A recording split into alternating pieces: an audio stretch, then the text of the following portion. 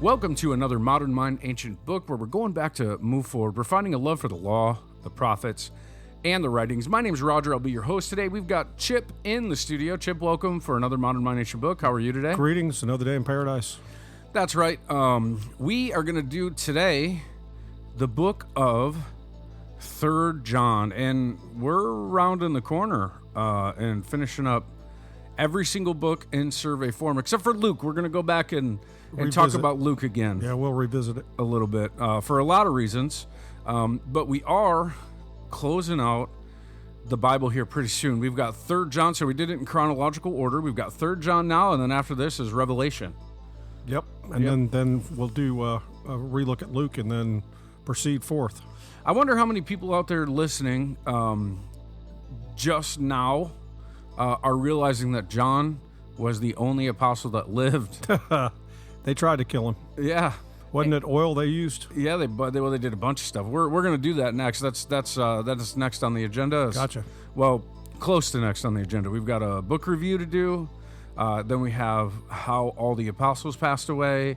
And then we have Christian history, which will be a little bit of a longer series. And then we'll be going right back to the beginning, the book of Job, where we're going to talk kind of chapter by chapter through that one. I like Job. Yeah, Job is phenomenal. I like the end of Job, actually, 38 and 39. Yeah, if you're following us on podcasts, if you go to the YouTube page, there's a lot of bonus content. The podcasts are moving a lot slower than the YouTube channel because the YouTube channel has a face-to-face portion of it, some preaching and teaching on there that's just not available here, and you'll kind of get a sneak peek of what we're going to do when we go back to the very first books again, except for there we're going to focus on telling the stories more so than kind of going back to move forward, which is what we're doing on the YouTube thing. Not that we won't, because we need Jesus to interpret stuff for us. Yep. Without Jesus, there's no way to know what it means, because Jesus is the Son of God and the Son of Man, and he came to earth in flesh to teach us. Yeah, it's all about teaching us this stuff, actually. To show us how he overcame the curse in the garden, and to tell us that he was God back there. Yeah.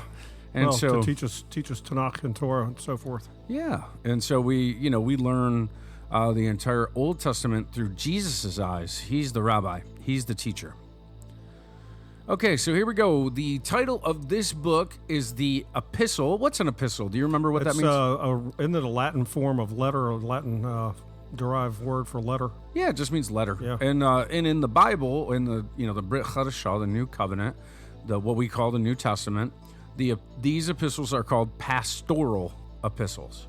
So basically, he's writing advice to another teacher or preacher. Yeah, he's teaching and leading the churches. Gotcha. He's living out his apostolic duty, being the last teacher that's left who was an apostle. Yep. And I mean, if you wanted to claim apostolic authority, this is the guy.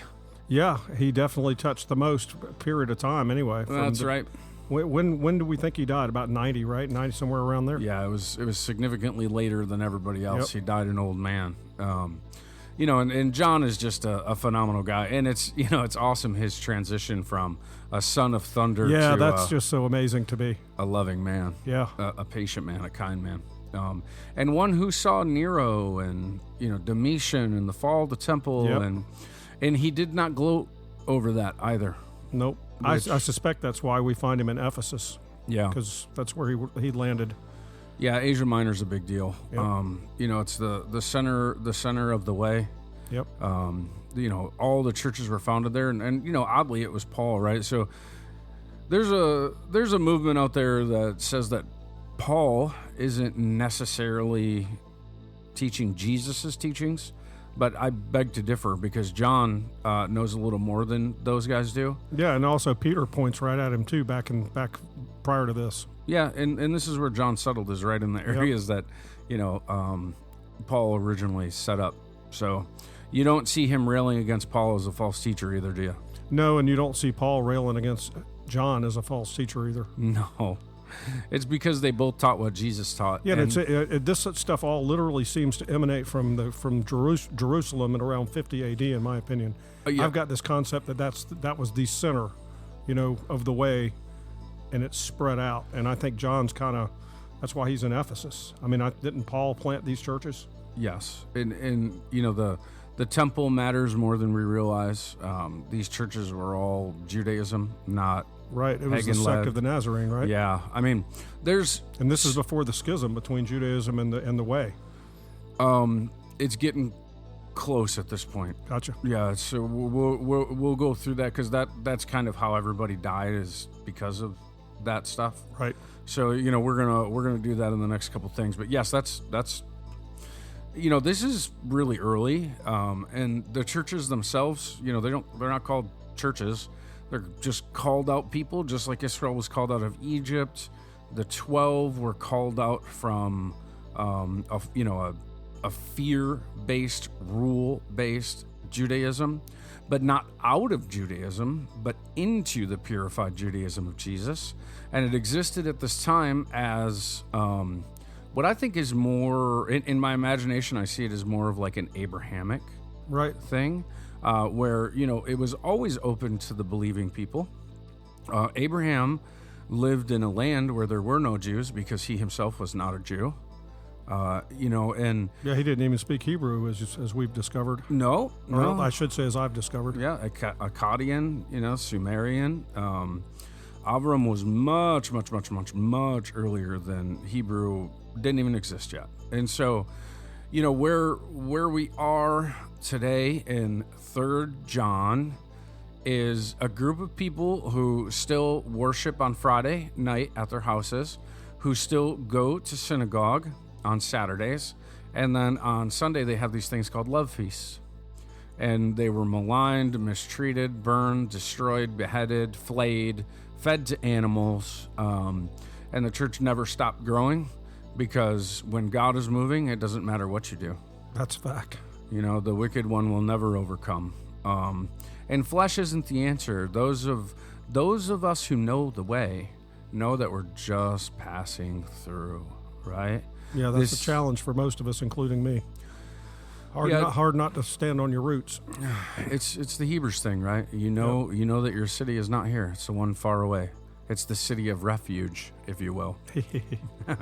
Okay, so the epistle of 3rd John is named after the traditional author, John the Apostle. The Greek form of John is probably based on the Hebrew name, which means Yahweh is gracious. This epistle was originally listed among the Amilogenemia. What does that say? Antilogimena by Eusebius.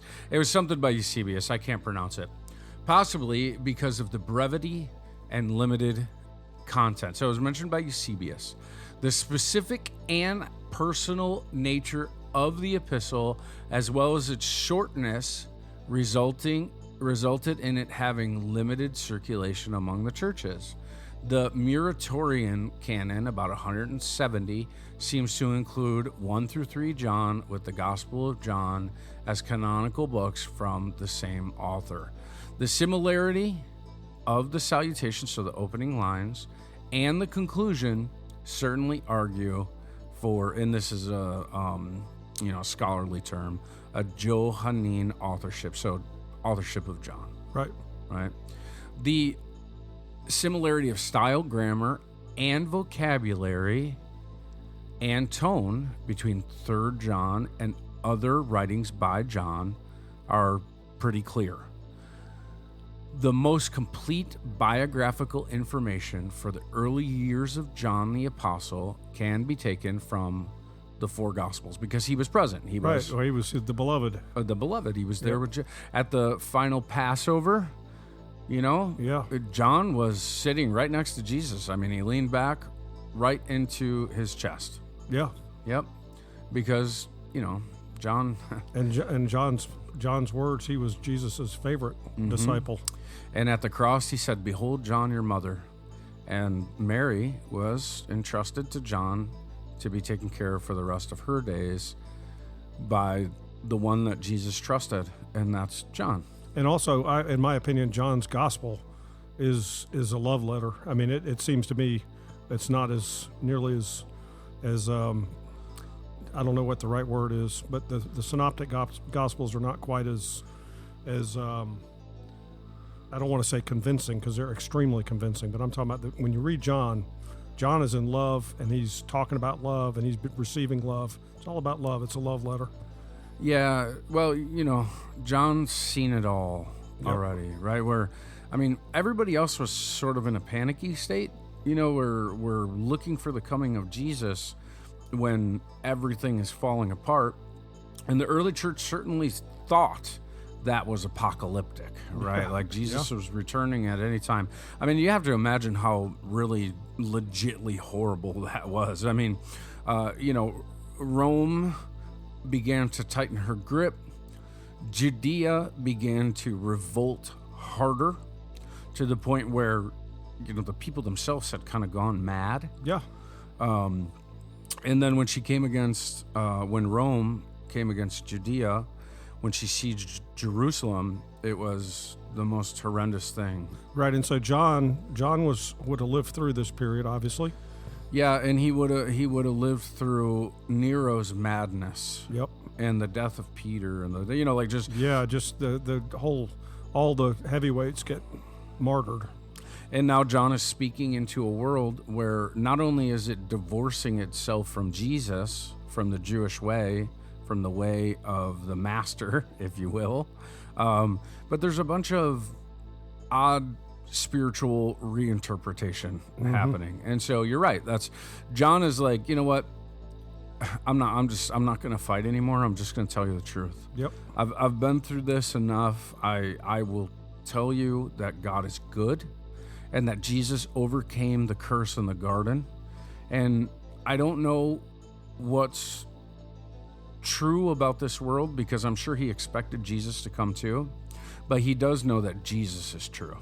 And he eventually goes on to author Revelation. Which could actually precede 3 John. We don't know. Yeah. And, the interesting thing about Revelation is that it hinges on all the prophets. Right. Right. So, John never left Judaism.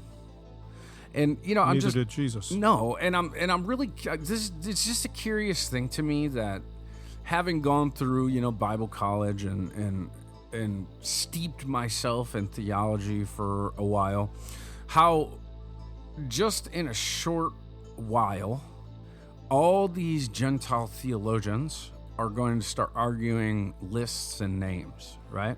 Mm-hmm. And they really don't do a good job, because, yeah, sure, Origen is important, right? Like he was a disciple of John, but they don't go back to the last surviving disciple, John. Right. They go back to like this apostolic leadership position in the book of Acts. But if that were the case, it was James that had the last word.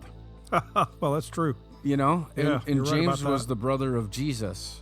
So, it's just so odd how we argue for no real good reason to come to odd conclusions. Right. In my book, because if I'm going to claim apostolic leadership, I'm going to be like 1st, 2nd, 3rd John, Revelation, the Gospel of John, man.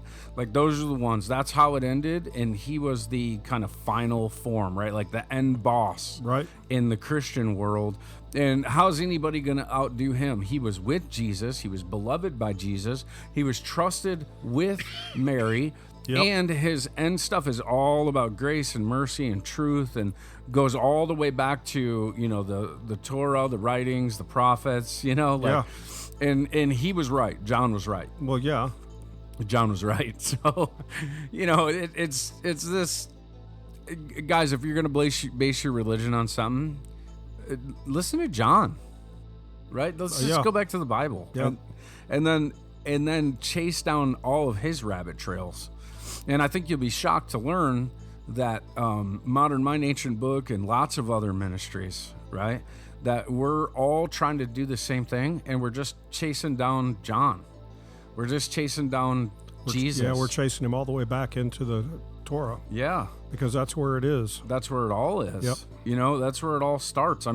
Without the fall in Genesis, you don't have 1st, 2nd, 3rd John, the Revelation, or the gospel. Yeah, I will have to have that metaphysical discussion on a later episode. Yeah. You don't even really need the gospel if there's no beginning. That's right. Anyway, but we're getting off the trail. Sorry. Yeah. So I tend to do this, y'all. I'm new and I ask a lot of questions. Roger's very patient with me. So, John was the younger brother of James and probably the youngest of the disciples. He was one of the inner three, Peter, James, and John, who had many unique and private experiences. So just remember, can we sit at your right and left?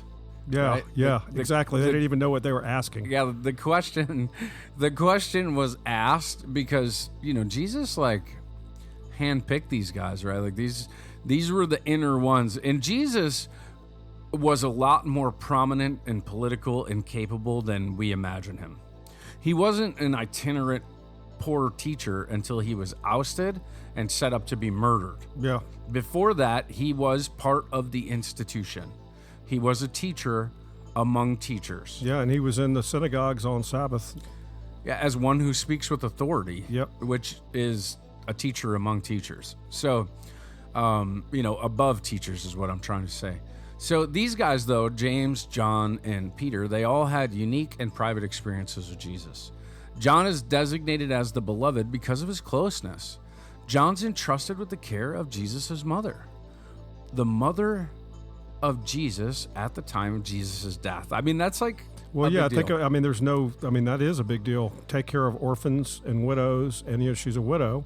John never denied Jesus. Yeah, Peter did. It's a great honor, I would imagine, to take care of somebody's mother. And Peter had to be restored. Yep. Right. So, I'm laboring this because it just seems so odd to me that there's entire denominations dedicated to this idea that Petros, the rock, right? But it was really his confession, not him. Yep. I'm sorry, guys, but you got to chase this trail. You got to chase the trail down and land where it lands. And Jesus is never and was never a pope or the head or anything like that. He was the Son of God and the Son of Man. That's what he was. Yeah. He's way bigger than anything on this earth. Yep. John and Peter are the first of the disciples to visit the tomb of Jesus at the time of Jesus' death. John and Peter are the first of the disciples to visit Jesus. Like, the women come back and they run to it. They're just hot to trot, right? Like, John was in love with this man. He's one of the last to be assured by Jesus that his ministry would be long and effective. John is associated with the other epistles in the leadership of the Church of Jerusalem. Let me just clarify this. The church in Jerusalem was not led by Peter. It was led by those who were known to have the Spirit of God. James, John, Peter, everybody, right, was leadership in that place because God was calling. You know who the real king was? Jesus. That's right. He's the only true leadership on this earth. Paul addressed him as one of the pillars of the church in Galatians 2. Church tradition is very consistent about the final years of the ministry of John. He spent much time at Ephesus. Who else was in Ephesus? Was it the false teacher Paul? Yeah, the false teacher. Yeah.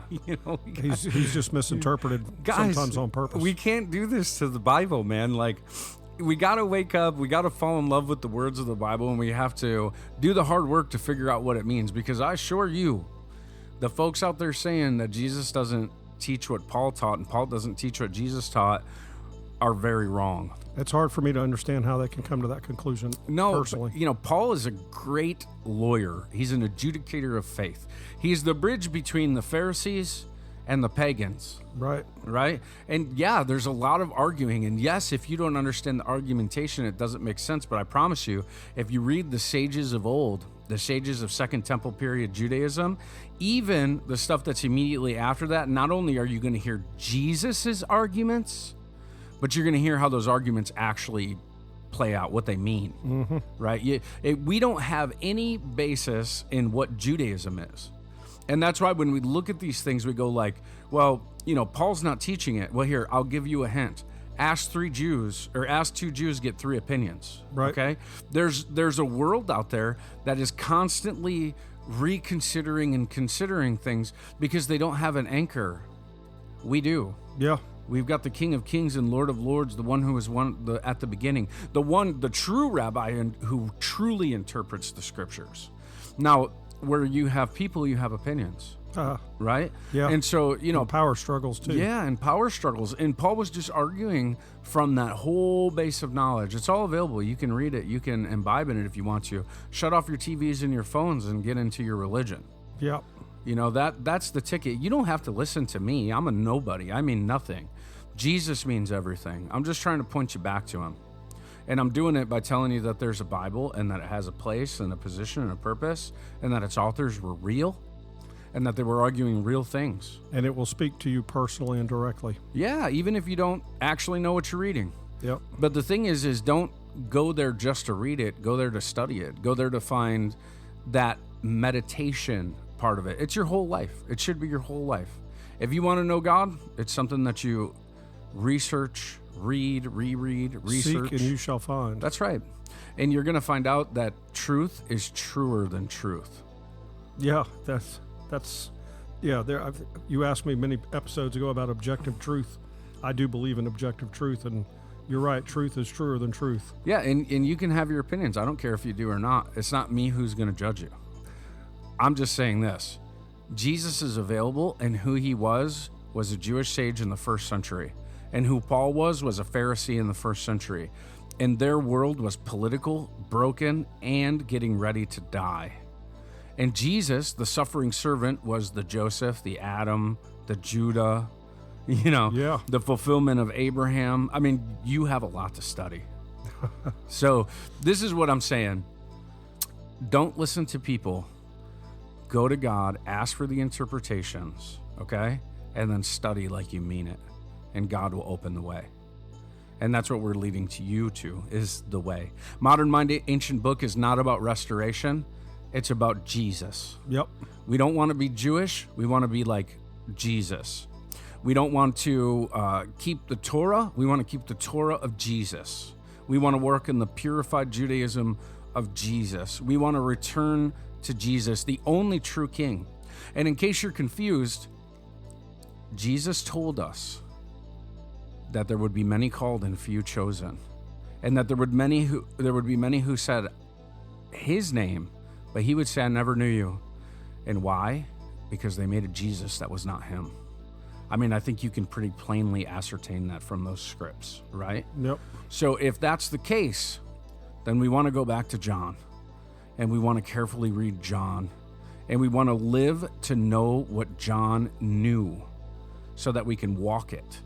Because that leads us back to Jesus. Right. Not to arguments about Paul, not to arguments about your church. Right, and the thing to me is that all of the scripture that I've been able to read and I understand about different translations and so forth, and I'm just starting my walk, but it all speaks directly to you, and that's, to me, that is literally how you find out what the truth is. It's not your truth. The truth will grab you by the collar and pull you in, and you don't have to go to another human being. You can just read the words. It's yeah. I was shocked. And to you scientists out there listening, your rods and cones can only see a certain level, certain portion of the electromagnetic spectrum. You are only capable of your experiential reality, and it's not reality. So you can't trust man. Who are you going to trust? If there's a God, you trust him, and Jesus rose from the dead. He's the one. The book of Revelation certainly shows familiarity with John's style of writing and the apostolic authority, okay? And it's written to the churches in Asia Minor. 3 John and Revelation are written by the same people. The dating of 3 John is closely related to the dating of the 1st and 2nd John. These were written one right after another. Right. It's probably written shortly after 1 John, which warns of some of the difficulties that had developed in the church area. Some have suggested that 2nd and 3rd John were letters to specific churches that also included 1 John, but there's no evidence of this. Evidence seems to point to a dating of about 90 AD. Okay, so, what is that? Jesus was crucified in 34 or something like that, right? Yeah. So not long, guys, The 3rd John is addressed to Gaius the Beloved. There are 3 other men in the New Testament that have the name Gaius from Macedonia in Acts 19, Gaius from Corinth in 1 Corinthians 1 and Romans 16, and Gaius from Derbe from Acts 20. And all of those names are Roman. That's a Latin name, not a Greek name, Gaius. Yeah, well, you can't write to Jewish people anymore because Jerusalem's no more. Right. So there's no evidence to identify one of these men with the Gaius of 3rd John. He was a man who loved John, walked in the way, and showed hospitality to travelers, and received the highest of commendation for his love for others. He may have been converted under the evangelistic ministry of John in the region of Ephesus, as indicated by his being addressed as one of John's children. He's probably a church leader, right? Yep. Oh, that's what I thought. Yeah, this epistle is written to him and the church in which he was active. The epistle indirectly addresses Diotrephes with a rebuke, and Demetrius with a commendation. So, it's Diotrephes. So there's a bunch of Greek names, right? Yeah. A bunch of people who are coming in and they're teaching proto-Gnosticism and all kinds of stuff because Jesus didn't appear in the sky like everybody thought. Right, and Ephesus is a cosmopolitan city. It's a Roman world, but it's the Eastern Roman Empire. Greek is a lingua franca. You've got a mix here of Jews, Greeks, people left over from Alexander the Great's. People have a tendency to mix in their belief systems into things and call it the truth, right? Yeah, and this is kind of where the Western mind and the Hebrew minds, also the Jewish mind, are also the modern mind and the ancient mind. They're all right there. Yeah. Yep. So this is how you want to read this. You are a part of a wonderful Christian community with flourishing churches. You have had the opportunity to listen to many good teachers throughout the years. The church has grown, just expanded. There are many different men in leadership. Some of the men are filled with love, truth, and hospitality. Others are filled with pride and an exclusive attitude. One man in particular, Diotrephes, does not accept itinerant teachers because he wants to be preeminent. He's the only teacher welcome there. He refuses even to listen to the instructions of the Apostle John. And that tells you the church was already starting to die because people like their ways. This conflict is beginning to cause divisions in the church. You read the epistle so you might know what is the right thing to do. You want to know what John the elder and the apostle and the statesman, this is all political, guys, the church is not political, had to say on this matter. You want to do the will of God by walking in his truth. What's the key verse on this one, Chip? Beloved, do not imitate what is evil, but what is good. He who does good is of God. He who does evil has not seen God. And he's talking about someone in the church. Yeah, he's talking about Diotrephes, I believe. That's right. So, okay, here we are. Church has already got some problems. Final apostle is telling you these things, right? So, should we be shocked? No, we shouldn't be. Listen, let's just go back to Jesus and find our base and unite with one another around and for him. That's what I'm asking you. Let's do Jesus only. No scripture only, right? It's not sola scriptura. We're not Arminian. We're not Calvinist. We don't care about any of that. What we care about is Jesus. Yep. I've thrown all theology out the door because none of it can explain it. The Bible is so nuanced. And Jesus can explain it. Jesus can explain it. That's right. And as we go through the years, as we go through and we walk these things, and I'm going to go back to school and we're going to build a coalition of people, and there are people out there that are waking up to these things. I'd say thousands of people. Yeah. One of the things that strikes me as a new reader of this material is how, you imagine this was in the canon, like all through the Dark Ages, Middle Ages, the pre-Reformation, post-Reformation. It's in the canon. And here we are in 2026, and this is still a message to the modern church. 1,000,000%. It is just, that is what the Bible, that is the miracle. One of the many miracles of the Bible is it spoke to them and it speaks to us. Because it's just amazing. Because God's voice is never muted. Yeah. Right? So the argument of 3rd John, is this. John argues that the church should support traveling missionaries and initiate good conduct. Yeah. Because there are People who go. So here's the truth about traveling missionaries. You'll never experience what they've experienced. Right. And you'll never have those stories, right? Right. Because you're not doing it. And they're going out and they're teaching about Jesus. Now, we got to know what they're teaching, right? Yeah. You know, because there is a gospel and that gospel matters. Yep. So as long as that's going on, yeah, you want to travel. You want to support these traveling folks, and you want them to come in and raise you up. Exactly. By telling you about the things that God is doing in the world through His Word. And so, you know, and you see this in Paul, you see this in Peter, you see this in John. This was a growing issue that's just going to continue to grow after, you know, as we get into the history of the church. It's well, the church closes itself off. It's just really interesting. It becomes an echo chamber. It becomes a political force also. Yeah, and so, you know, that's the second part of supporting traveling ministers, is they come in and, you know what, they might challenge you, Mr. Pastor. They might, and if they sure could, and they might also diminish your shine if they outshine you, which is apparently what Diotrephes, I have trouble with the Greek. Yeah. Diotrephes' problem was he wanted to be the head dog. Well, he might have been saying some things too that he shouldn't have been. Perhaps. You know. So, and that's the thing. I think we should always be open to change. We should always be open to correction.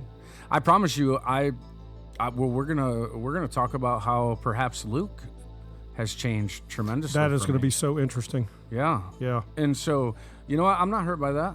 It's amazing how modern archaeology and recent finds, you know, can really change a perspective on something that you thought you knew. And it changes everything. It changes many, many, many things. Now, we'll let that end there. So yeah, that's gonna be exciting, guys. Yeah. I'm looking forward to it. So stay tuned. Listen, we love you. We're so thankful that you're willing to join us and spend this time. Please check out the YouTube page. It's moving a little bit faster than the podcast. And listen, Lord bless you and keep you and make His face shine upon you and be gracious to you and turn His face towards you and bring you peace. I pray for you and your family that not only are you touched and inspired by this, but that you go out and you pour it out into the community around you to the best of your abilities, that you dedicate yourselves to the study and to the meditation on the scriptures, because it will and can change you, and you can become somebody who's doing good in this world in Jesus' name. And that's all we've ever wanted, is to glorify the King of Kings and the Lord of Lords. Chips, thanks for being here today. Hey, it's been a pleasure. Please feel free to reach out to us through modernmindancientbook.org. We are available wherever podcasts are streaming and the YouTube page. Thank you very, very much. Stay tuned for the next. We've got Revelation, and then the New Testament and the Old Testament surveys have been closed out. Bye for now. God bless y'all.